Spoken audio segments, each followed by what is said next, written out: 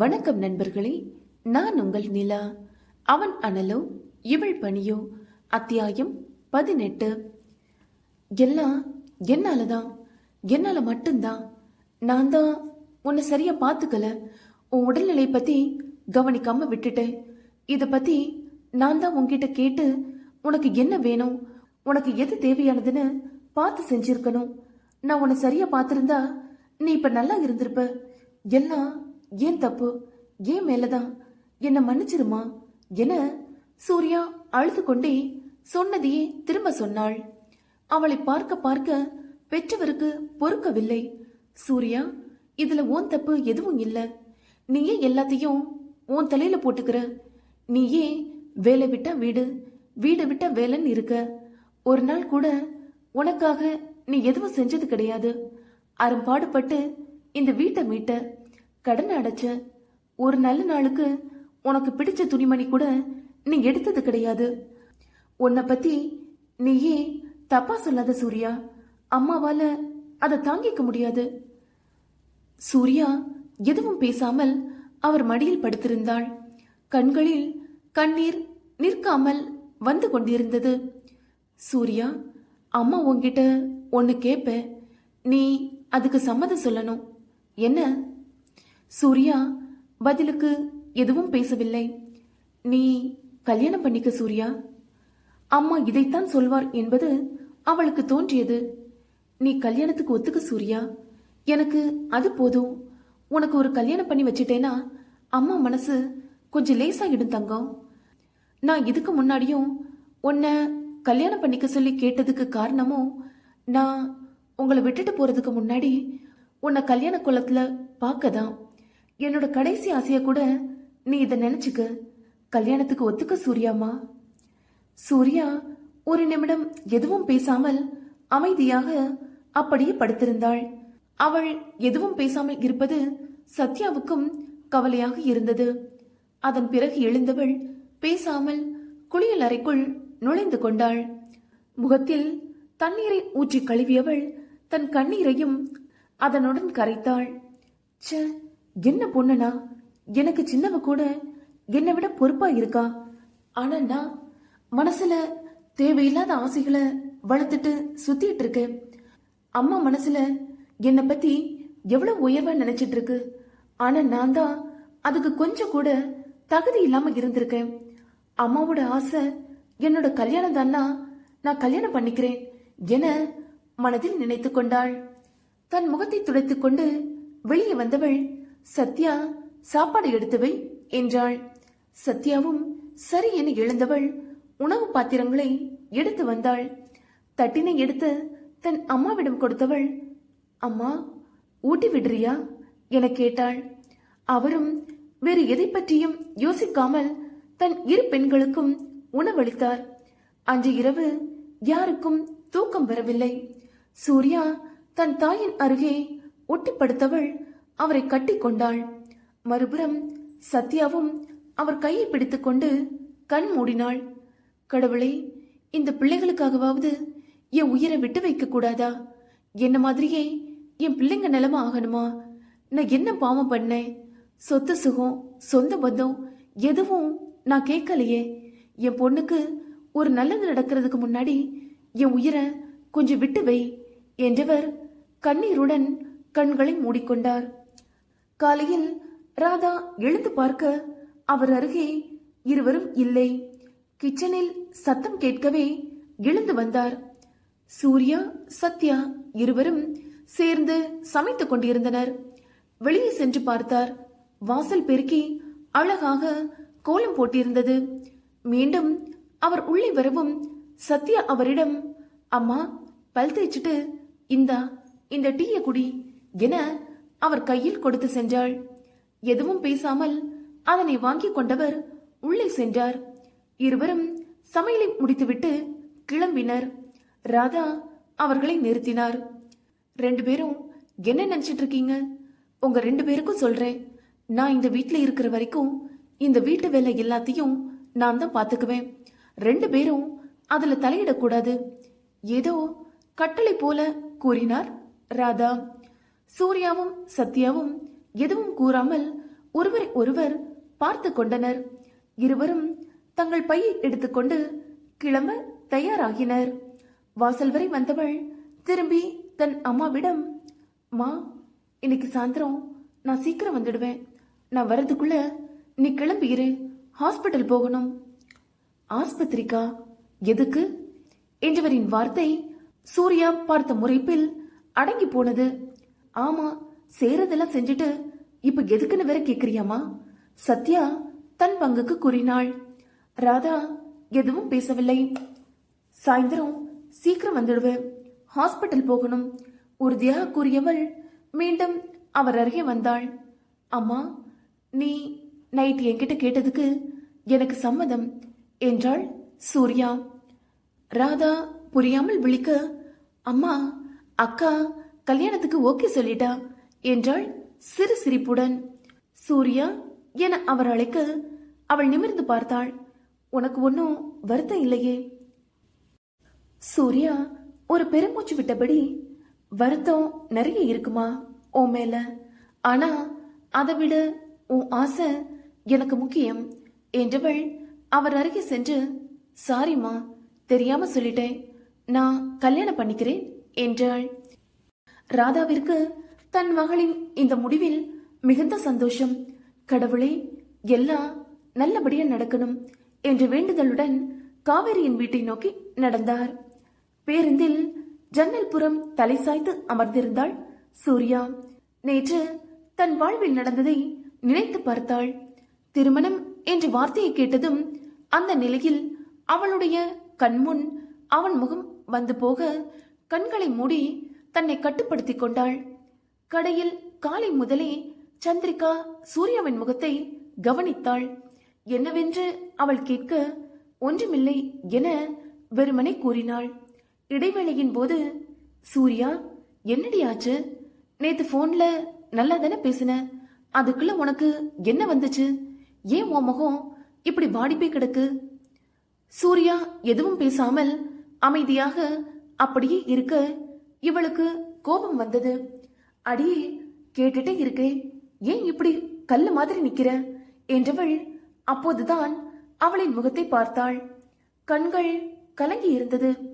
அச்சச்சோ சூர்யா, சாரி, ஏன் அழுற, என்ன ஆச்சு என சந்திரிகா கேட்டதும் அவளை கட்டிக்கொண்டு அழுதாள். அம்மா, அம்மாவுக்கு என அவள் வார்த்தைகள் வராமல் தவிக்க சந்திரிகா அவளை சமாதானப்படுத்தினாள். அங்கு ஒவ்வொருவருக்கும் தனித்தனியாக ஓய்வு நேரம் ஒதுக்கப்படும். அதனால் இவர்கள் இருவர் மட்டுமே அங்கிருந்தனர்.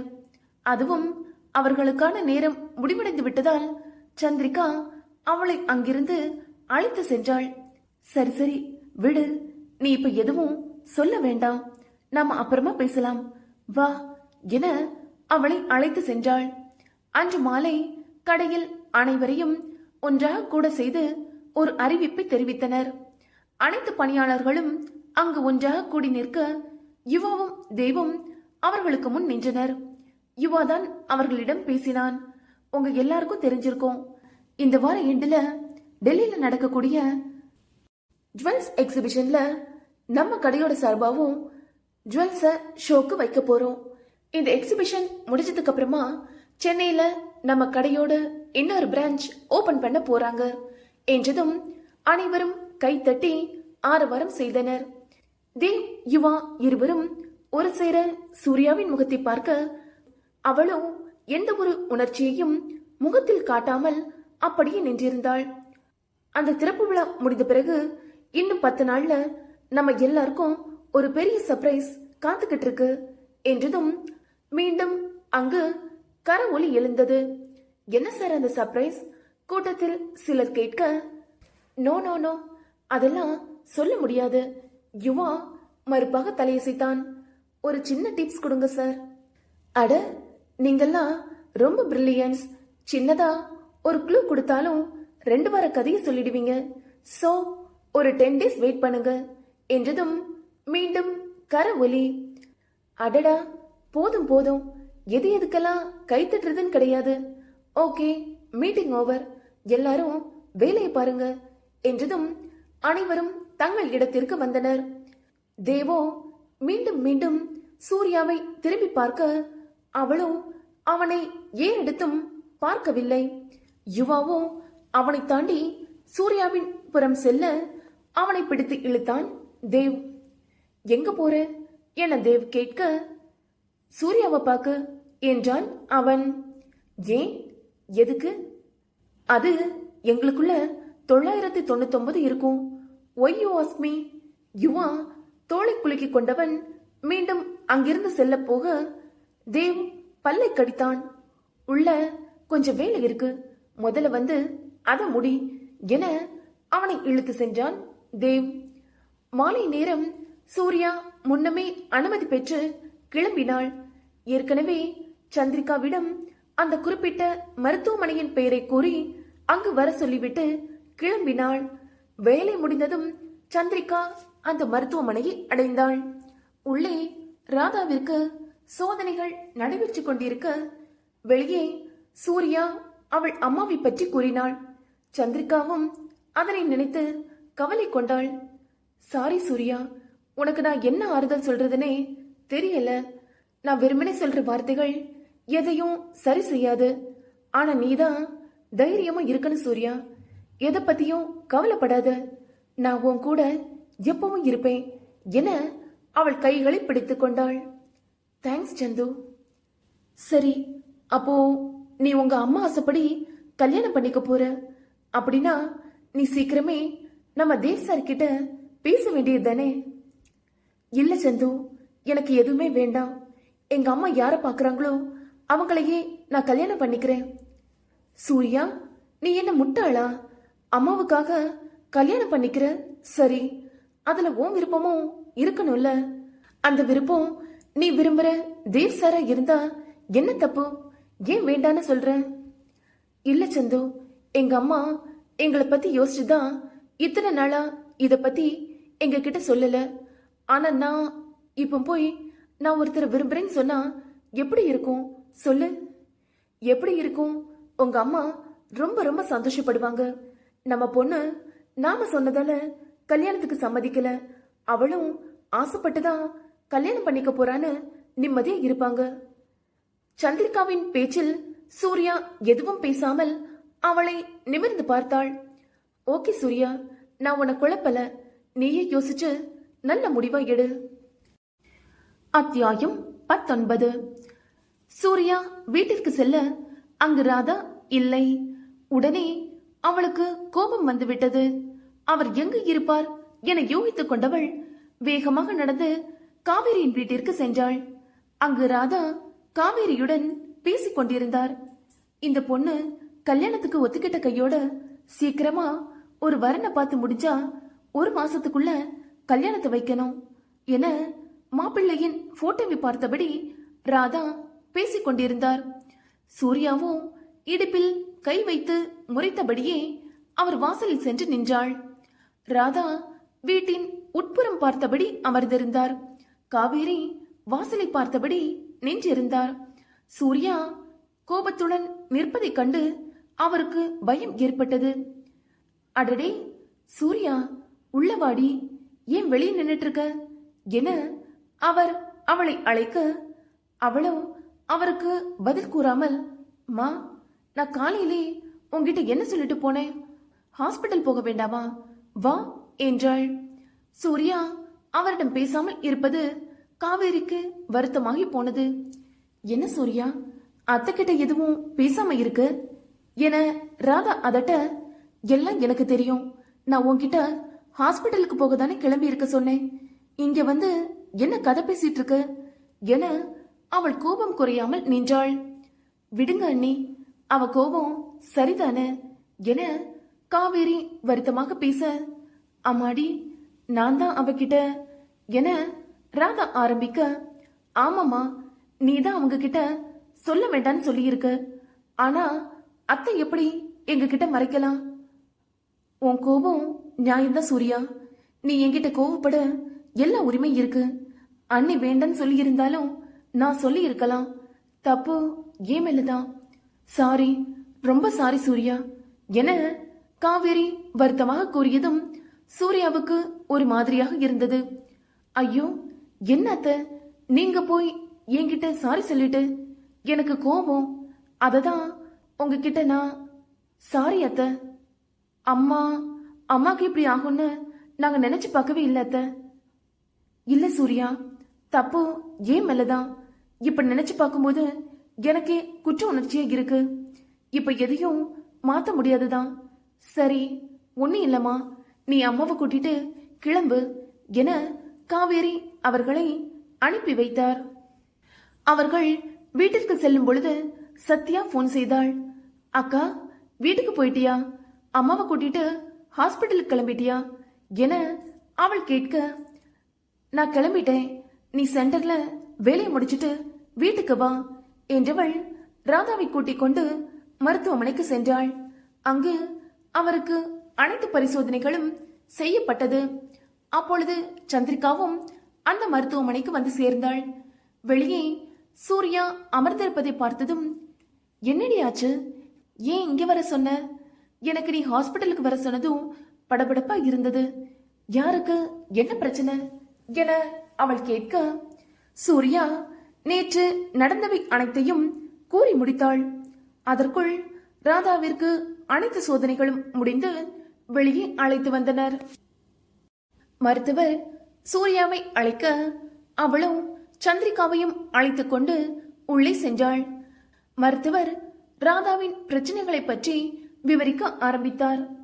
நான் உங்க அம்மா கிட்ட இத பத்தி ஏற்கனவே சொல்லிட்டேன். இப்போ உங்ககிட்ட நான் வீணா நம்பிக்கை தர மாதிரி எதுவும் சொல்ல முடியாது. டாக்டர் கிட்ட எதையும் மறைக்க கூடாதுன்னு சொல்லுவாங்க. அதே மாதிரி பேஷண்ட் கிட்டையும் நாங்க உண்மையை மறைக்காம சொன்னாதான் உங்களாலையும் எல்லாத்தையும் புரிஞ்சுக்க முடியும். எனக்கு எங்க அம்மாவோட பிரச்சனை எல்லாம் தெரியும் டாக்டர். ஆனா நான் இப்ப கேட்க போறது, எங்க அம்மாவோட உயிரை காப்பாத்த ஏதாவது வழி உண்டானுதான். சூர்யா தவிப்புடன் கூறவும், அந்த பிளட் கிளாட்டை இப்ப ஆபரேஷன் பண்ணி ரிமூவ் பண்றதுன்றது அவங்கள கொல்றதுக்கு சமம். அப்படி ஒரு வழி இருந்தா கண்டிப்பா நான் உங்ககிட்ட சொல்லி இருப்பேன்.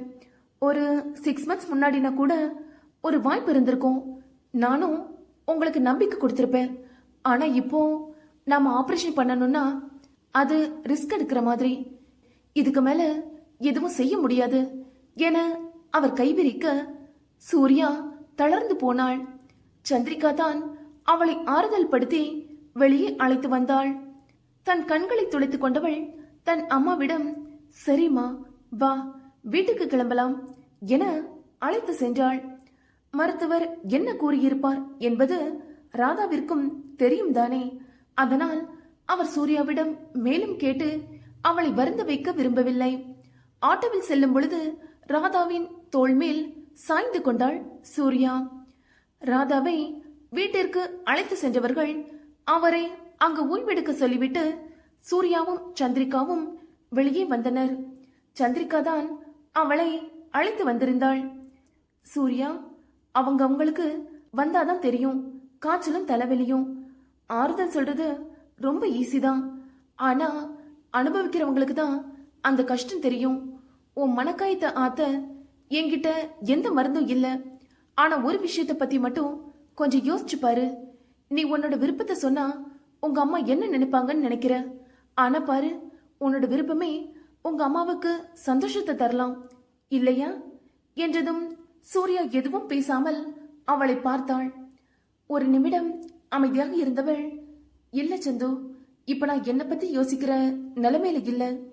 என் விருப்பம் சந்தோஷம் எதுவும் வேண்டாம். எனக்கு என் அம்மா தான் வேணும். சூர்யா, நீ பேசுறது குழந்தைத்தனமா இருக்கு. உங்க அம்மா உங்க 2 பேரோட மன நிம்மதியை யோசிச்சுதான் இதெல்லாம் மறைச்சிருக்காங்க.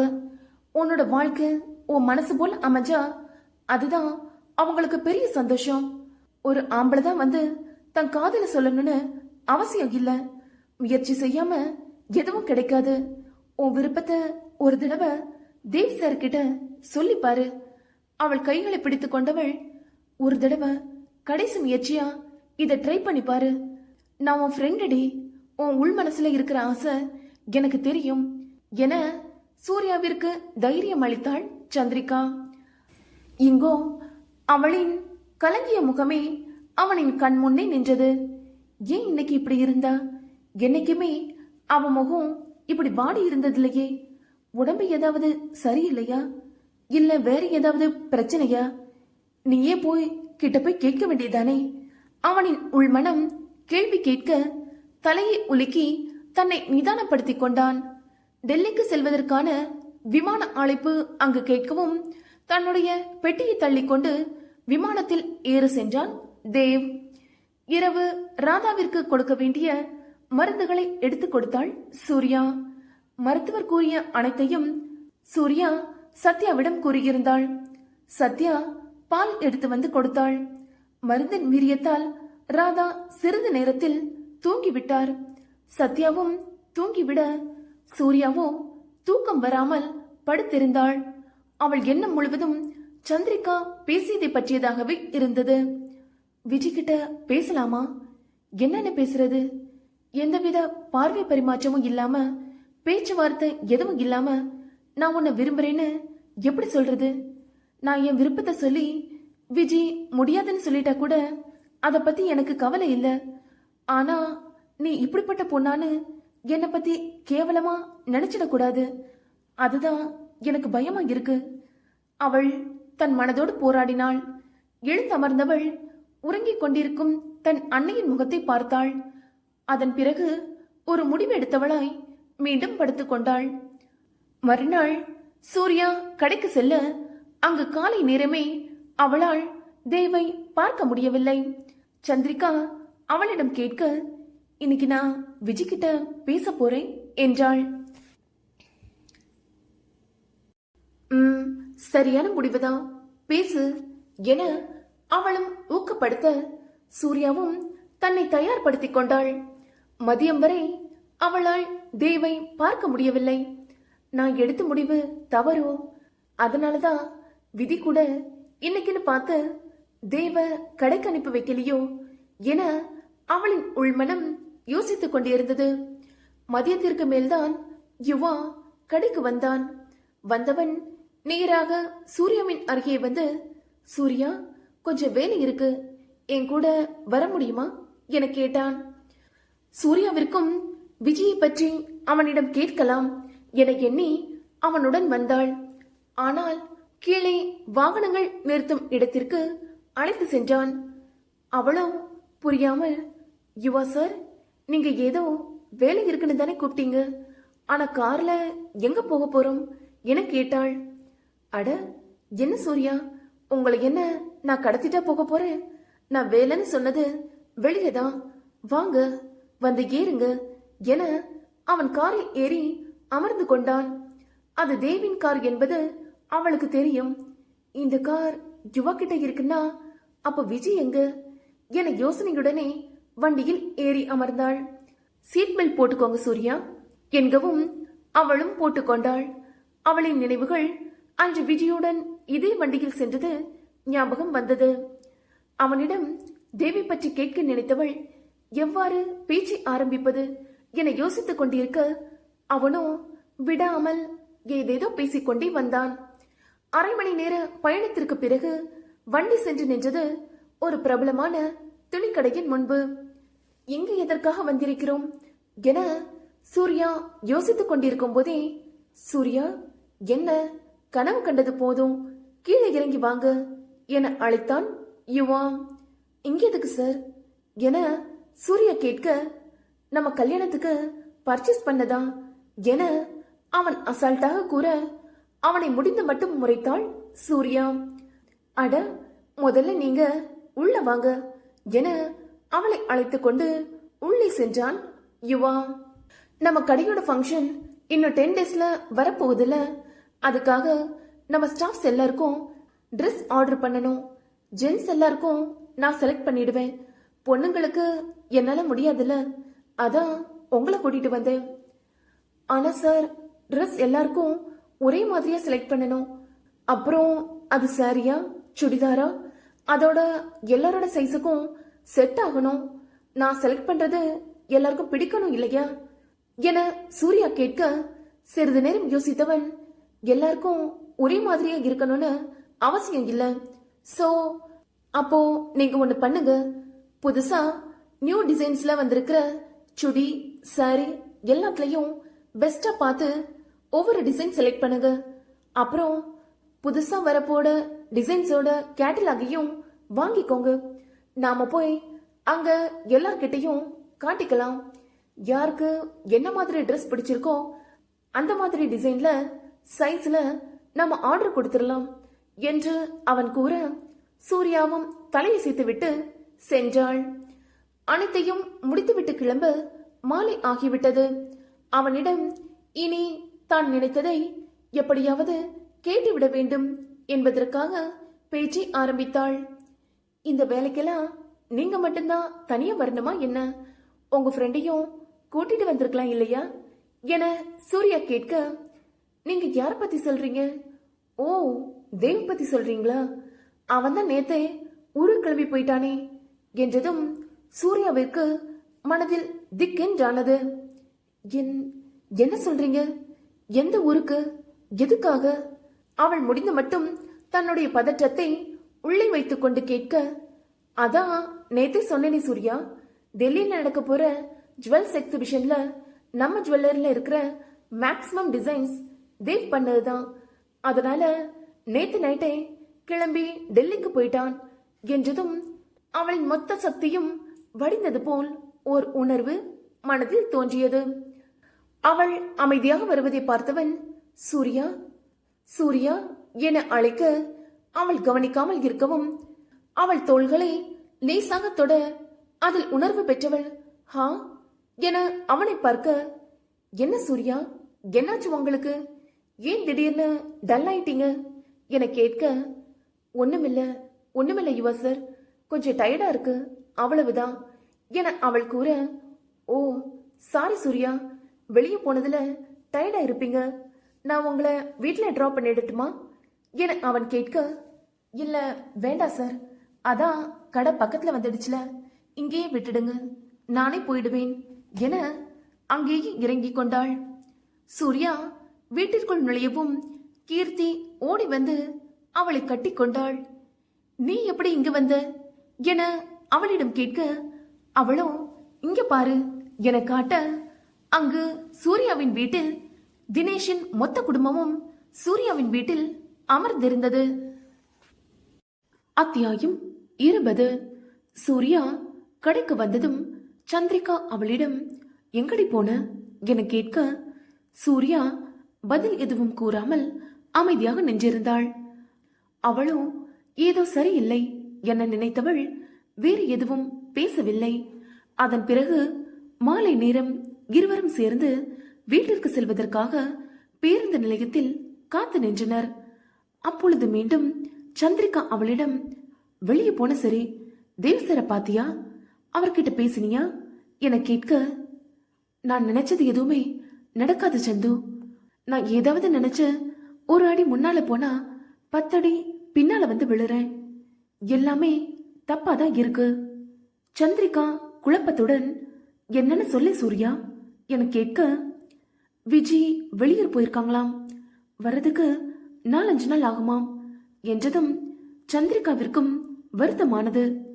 சரிப்பா, ஃபீல் பண்ணாத, பார்த்துக்கலாம் என சந்திரிகா ஆறுதல் அளிக்க மறுப்பாக தலையசைத்தாள் சூர்யா. இல்ல சந்து, மனசுக்கு ஏதோ மாதிரி இருக்கு. எனக்கு ஏதோ தப்பு நடக்க போற மாதிரியே மனசுக்கு தோணுது சூர்யா கூற, சந்திரிகா அவளிடம், நீ ஏன் கண்டதை யோசிக்கிற? அதெல்லாம் ஒண்ணு இல்ல. இப்ப என்ன, அவர் ஊர்ல இருந்து வந்ததும் பேசிக்கலாம் விடு.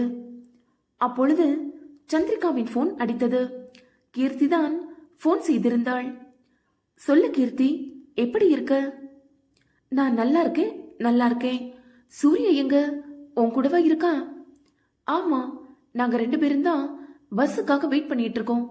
என்ன விஷயம் சொல்லு. ஒண்ணு இல்ல, நான் இப்ப சூர்யா வீட்டுல தான் இருக்கேன். நீயும் சூர்யா கூட இங்க அவ வீட்டுக்கே வந்துடு. என்ன, நீ அங்க இருக்கியா? என்ன, எதுக்காக? அட, எல்லாத்தையும் போன்லயே சொல்லணுமா என்ன? இங்க ஒரு சர்ப்ரைஸ் இருக்கு. உன்கிட்ட சொன்னா நீ அவகிட்ட சொல்லிடுவ. அதனால 2 பேரும் சீக்கிரமே கிளம்பி இங்க வாங்க என போனை வைத்து விட்டாள். சூர்யா என்னவென்று கேட்க அவளும், கீர்த்தி உன் வீட்டுல தான் இருக்காளாம், என்னன்னு கேட்டேன், சர்ப்ரைஸ்னு சொல்லி போனை வச்சுட்டா என்றாள். ஒருவேளை கல்யாணத்துக்கு பத்திரிக்கை கொடுக்க வந்திருப்பாளோ, ஆனா அதுல என்ன சர்ப்ரைஸ் என இருவரும் விழிக்க, சரி வீட்டுல போய் பார்த்துக்கலாம் என வீட்டிற்கு கிளம்பினர். இருவரும் வீட்டிற்கு சென்று சேர சூர்யா வீட்டிற்குள் நுழைந்ததும் கீர்த்தி ஓடி வந்து அவளை கட்டிக்கொண்டாள். ஹே சூர்யா, கடைசில நீயே எனக்கு அண்ணியா வரப்போற, நான் இத எதிர்பார்க்கவே இல்ல என்றாள். சூர்யாவும் சந்திரிகாவும் புரியாமல் குழம்ப கீர்த்தி அவளை விட்டு நகர்ந்ததும் அவளுக்கு பின்னால் பார்க்க அங்கு தினேஷின் மொத்த குடும்பமும் அமர்ந்திருந்தது. சத்யா, ராதா, காவேரி என அனைவரும் அங்கு நின்று கொண்டிருக்க அனைவர் முகத்திலும் அளவில்லாத மகிழ்ச்சி தெரிந்தது. இருவருக்கும் புரிந்தது அவர்கள் பெண் பார்க்க வந்திருப்பது. தினேஷ் புன்னகை மாறாத முகத்துடன் அங்கு அமர்ந்திருக்க அதை போன்றே அவன் அம்மாவும் அப்பாவும் இருந்தனர்.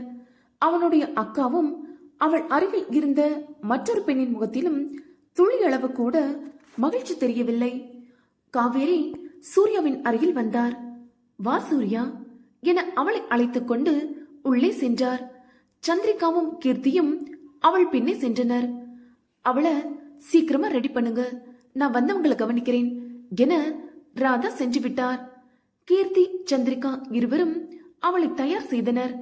அவள் உணர்வுகளை அவளால் வெளிப்படுத்த முடியவில்லை. தன் கண்கள் எப்படியும் அனைவருக்கும் தன் நிலையை காட்டிக் கொடுத்து விடுமோ என நினைத்தவள் அனைத்தையும் தனக்குள் புதைத்துக் கொண்டாள். புடவை கட்டி முடித்ததும் அவளுக்கு தலைவாரி விட்டு முகத்தில் லேசான பவுடரை மட்டும் பூசி கண்களில் மையிட்டு அவளை அழகுபடுத்தினர். சூர்யா எதுவும் பேசாமல் அமைதியாக தயாரானாள். அவளின் மனநிலையை சந்திரிகாவால் புரிந்து கொள்ள முடிந்தது. ஏன் சூர்யா இப்படி இருக்க, உனக்கு இதுல விருப்பம் இல்லையா? சூர்யாவின் முகத்தை பார்த்து கீர்த்தி சற்று பதட்டமாக கேட்க சந்திரிகா ஏதோ பேச வாயெடுத்தாள். அதற்குள் சூர்யா, ஆமா எனக்கு விருப்பம் இல்ல என்றதும் கீர்த்தியின் முகம் வாடி போனது. உடனே சூர்யா சிரித்தாள். நீ மட்டும்தான் சர்ப்ரைஸ் கொடுப்பியா, நாங்களும் கொடுப்போம் என மீண்டும் சிரிக்க கீர்த்தி அவளிடம், ஐயோ நான் கூட கொஞ்சம் பயந்து போயிட்டேன், எங்க அண்ணனை நீ வேண்டான்னு சொல்லிடுவியோன்னு, இப்பதான் எனக்கு சந்தோஷமா இருக்கு என்றவள், சரி சந்து இந்த பூவை அவளுக்கு வச்சு விடு, நான் இதோ வரேன் என வெளியே சென்றாள். சந்திரிகா சூர்யாவின் தோளை அழுத்தி பிடித்தாள். அது அவளுக்கு சற்று ஆறுதலாக இருந்தது. சிறிது நேரத்தில் சூர்யாவை வெளியே அழைத்து வந்தனர். வரவழைக்கப்பட்ட புன்னகையுடன் அனைவருக்கும் தேநீர் கொடுத்தாள். தினேஷுக்கு எதிரே ஒரு இருக்கையில் அமர வைக்கப்பட்டாள். தினேஷ் அவளை பார்த்து கொண்டே இருக்க சூர்யா அவனை நிமிர்ந்தும் பார்க்கவில்லை. உங்க பொண்ண முதல் முறையா கடையில வச்சுதான் பார்த்தோம். பார்த்த முதல் பார்வையிலேயே எனக்கு ரொம்ப பிடிச்சு போச்சு. இப்படி ஒரு பொண்ண யாருக்குதான் பிடிக்காது? அவ பெரியவங்க கிட்ட பேசுற விதம், அவ குரல்ல இருக்கிற கனிவு, அன்பான பார்வை, இது எல்லாமே அவளோட குணத்தை காட்டிடுச்சு. அதுக்கப்புறம் கீர்த்தியோட நிச்சயதார்த்தத்துல தான் திரும்பவும் பார்த்தோம். அவ கீர்த்தியோட ஃப்ரெண்டாமே. அப்பதான் எனக்கு தெரியும். அப்பதான் தெரியும் என் பையனுக்கும் அவளை பிடிச்சிருக்குன்னு. எனக்கு ஆச்சரியம்தான். நம்ம மனசுல இருக்குதுதான் நம்ம பையன் மனசுலயும் இருக்குன்னு. அதான் நானும் இவர்கிட்ட பேசினேன். நம்ம பையனுக்கு பிடிச்சிருந்தா வேற என்ன வேணும், பேசி முடிச்சிடலான்னு சொன்னாரு. நாங்க உடனே கீர்த்தி கிட்ட பேசி உங்க வீட்டுக்கு வந்துட்டோம். எங்களுக்கு 2 பசங்க. மூத்தவ இதோ இவதான் பிரகதி. அவ வீட்டுக்காரரு வெளிநாட்டுல இருக்காரு. அவரோட தங்கச்சி தான் இந்த பொண்ணு. பேரு தாரணி. இவரும் இவங்க அப்பாவும் நண்பர்கள். ஆரம்ப காலத்துல இருந்தே ஒன்னா பிசினஸ் பண்றாங்க. அவளும் எங்க வீட்டு பொண்ணு மாதிரி தான். தினேஷ் கம்ப்யூட்டர்ல ஹார்ட்வேர் முடிச்சிருக்கான். கம்பெனியில வேலை பார்க்கறான். அவனை பத்தி நாங்களே ஏதோ சொன்னா அதிகமா தெரியும். அதனால நீங்களே எங்க பையனை பத்தி விசாரிச்சுக்கோங்க என கௌதமி படபடவென அனைத்தையும் பேசி முடித்தார். ஏமா, தண்ணி ஏதாவது வேணுமா? ஏதோ பேச்சு போட்டிக்கு போற மாதிரி இவ்வளவு ஃப்ளோவாவா பேசுவ? கௌதமியின் கணவர் அவரை கேலி செய்தார். எல்லாரையும் பத்தி சொல்லணும்லங்க. எங்க அண்ணனுக்காக நானே சூர்யாவ பொண்ணு கேட்டு வந்திருக்கேன் அப்படின்னு பாத்துக்கோங்க. எங்க அண்ணன் எவ்வளவு சூப்பர் கேரக்டர்னு என கூறி சிரித்தாள் கீர்த்தி. எனக்கும் அந்த நம்பிக்கை இருக்குமா? சூர்யா உனக்கு பிடிச்சிருக்கா என கேட்டார் காவேரி. சூர்யா ராதாவின் முகத்தை பார்த்தாள். அவர் முகம் மகிழ்ச்சியில் விரிந்திருந்தது. இந்த மகிழ்ச்சிக்காக என்ன வேண்டும் என்றாலும் செய்யலாம் என தனக்குள் நினைத்துக் கொண்டாள். அவளின் தலை தானாக சம்மதமாக தலையசைத்தது. தினேஷுக்கு அப்பொழுதுதான் உயிரை வந்தது. தினேஷ் கீர்த்தியின் காதில் ஏதோ கூற அவளும் சிரித்து கொண்டே, அது அவங்க 2 பேரும் கொஞ்சம் தனியா பேசினா நல்லா இருக்கும்ல என்றாள். மற்றவர்கள் அனைவரும் சிரிக்க அதை கேட்டதும் தாரணிக்கு கோபம் வந்தது. பிரகதி அவள் கையை பிடித்து இழுத்து கண்ணை காட்டினாள். தினேஷ், சூர்யா இருவரும் வீட்டின் பின்கட்டின் பக்கம் வந்தனர். அவன் முன்பு இவ்வாறு தனியாக நிற்பது அவளுக்கு கஷ்டமாக இருந்தது.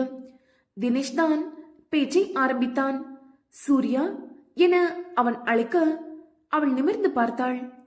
என்னெல்லாமோ பேசணும்னு நினைச்சேன், பட் உங்களை பார்த்ததும் என்ன பேசுறதுன்னே எனக்கு தெரியல. நிஜமாவே என்ன உங்களுக்கு பிடிச்சிருக்குல்ல? சூர்யா எதுவும் பேசவில்லை. அது நீங்க ஏற்கனவே பதில் சொல்லிட்டீங்க தான்.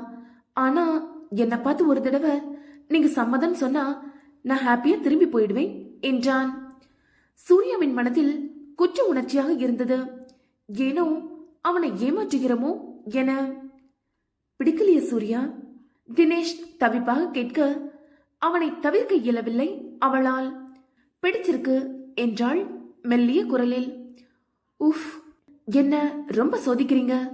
நான் கொஞ்சம் பொறுமையான ஆளுதான், பட் உங்ககிட்ட அந்த பொறுமை இல்ல. அவனுடைய கால்கள் தரையில் படாமல் தவித்தான். சூர்யா அவன் அழைக்க அவனை பார்த்தாள். எதுவும் பேசாமல் அமைதியாக அவளை பார்த்து கொண்டே இருந்தான். ஆனால் சூர்யாவின் பார்வை தடுமாறியது. அவள் கண்களை நேராக பார்த்தவன், I love you so much Surya என்றதும் சூர்யா முகத்தை திருப்பிக் கொண்டாள். அவள் இத்தனை நேரம் கட்டுப்படுத்திய கண்ணீர் வெளியே வந்தது. அவனோ அவளின் செயலை வெட்கம் என நினைத்து கொண்டான். நான் போயிட்டு போன் பண்றேன் என்றவன் உள்ளே சென்று விட்டான். எங்களுக்கு ரொம்ப சந்தோஷங்க. அப்புறம் மத்ததெல்லாம் பத்தி பேசிடலாமே தன் மனதில் இருப்பதை ராதா கேட்டார். அவர் பார்வை அந்த 2 பெண்களின் மேல் தொட்டு வந்தது. இன்னும் 3 வாரத்துல கீர்த்திக்கு கல்யாணம் வரப்போகுது. அதுக்கப்புறம் கல்யாண தேதிய பிக்ஸ் பண்ணிக்கலாம். அது இல்லைங்க, எங்க பொண்ணுக்கு நீங்க என்ன எதிர்பார்க்கறீங்கன்னு சொல்லிட்டா நாங்களும் அதுக்கேத்த மாதிரி செய்வோம். அதனாலதான் கேட்டேன் என ராதா தயங்கி கேட்டார். அட என்ன சம்மந்தி, நீங்க தங்கம் போல பிள்ளைய வச்சுக்கிட்டு இப்படி பேசுறீங்க? உங்க ஆசைய நான் எதுவும் சொல்லல. ஆனா எங்க வீட்டுக்கு வரப்போற பொண்ணுக்கு நாங்க தான் செஞ்சு கூட்டிட்டு போகணும் என கூறினார் கௌதமி. பிரகதிக்கு கோபம் உச்சியில் ஏறியது. இந்த அம்மா கிட்ட நான் வீட்டுல வச்சே என்ன சொன்னேன்? இங்க இப்படி பேசுது. ஒண்ணு இல்லாத வீட்டுல சம்பந்தம் பண்றதே எனக்கு பிடிக்கல. இந்த லட்சணத்துல இவங்க வேற செஞ்சு கூட்டிட்டு போவாங்களாம். விளங்கிடும் என மனதிற்குள் நொடித்துக் கொண்டாள். ராதாவிற்கு மனம் நிறைந்து போனது. நல்ல ஒரு குடும்பத்தில்தான் தன் மகள் சென்று வாழப்போகிறாள் என. ஆனால் அந்த இருவர் முகத்திலும் இருந்த கடுமை அவருக்கு கலக்கத்தை தந்தது. ஆனால் தினேஷின் முகத்தை பார்த்ததும் அதுவும் மறைந்து போனது. கௌதமி பிரகதியிடம் சூர்யாவுக்கு பூவை எடுத்து வைக்க சொல்ல அவளும் வேண்டாம் வெறுப்பாக பூவை எடுத்து தலையில் வைத்தாள். கொண்டை ஊசியை அவள் வேகமாக குத்த சூர்யா வலியில் முகம் சுருக்கினாள். அக்கா பார்த்து வை. தினேஷ் பதற, ரொம்ப பண்ணாதடா. இத கூட இவளால தாங்கிக்க முடியலன்னா என்ன பொண்ணோ என அவள் முணங்க கீர்த்தி அருகே வந்து பூவை அவள் தலையில் அழகாக வைத்து விட்டாள். மறுநாள் கடையிலும் சூர்யா அமைதியாகவே நின்றிருந்தாள். அவள் நிலை புரிந்ததால் சந்திரிகாவும் எதுவும் கேட்கவில்லை. அப்பொழுது சூர்யா, உன்னை மோகன் சார் கூப்பிடுறாங்க என்றாள் ஒரு பெண். சரி என இவளும் அவருடைய அறையில் அனுமதி பெற்று உள்ளே நுழைந்தாள். மோகன்ராம் இவளை கண்டதும் சிறு புன்னகையுடன், வாமா உட்காரு என இருக்கையை காட்டினார். இல்ல பரவாயில்ல சார், சொல்லுங்க. உன்கிட்ட கொஞ்சம் பேசணுமா, இப்படி உட்காரு என்றார். அவர் மீண்டும் கூறவும் அமர்ந்து கொண்டாள். உன் பேர் என்ன அவர் கேட்க, சூர்யா சார். ஏதாவது பிரச்சனையா அவள் தயங்கி கேட்க, அதெல்லாம் ஒன்னில்லம்மா சூர்யா. அவர் மீண்டும் தனக்குள் அவள் பெயரை கூறினார்.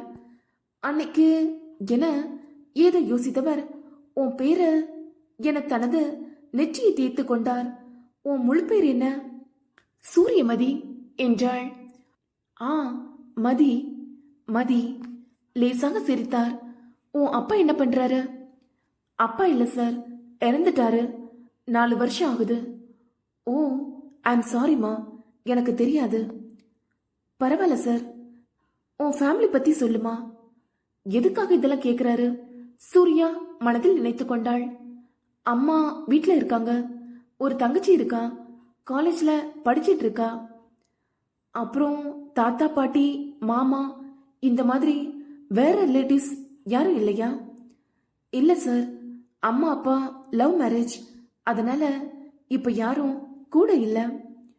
சிறிது நேரம் யோசித்தவர், சரிம்மா நீ போய் வேலையை பாரு என்றார். சூர்யா வெளியே வந்தவள், எதுக்காக இதெல்லாம் நம்ம கிட்ட கேட்டாரு என யோசித்துக் கொண்டே தன் இடத்திற்கு வந்தாள். ஹாய் சூர்யா, வாங்க போலாம் என யுவா மீண்டும் அவளை வெளியே அழைத்தான். அதான் ட்ரெஸ் எல்லாம் எடுத்தாச்சுல, திரும்பவும் என்ன யுவா சார், இன்னும் எவ்வளவு அரேஞ்ச்மெண்ட்ஸ் பண்ண வேண்டியது இருக்கு. நீங்க என்னன்னா இதுக்கே டயர்ட் ஆயிட்டீங்க.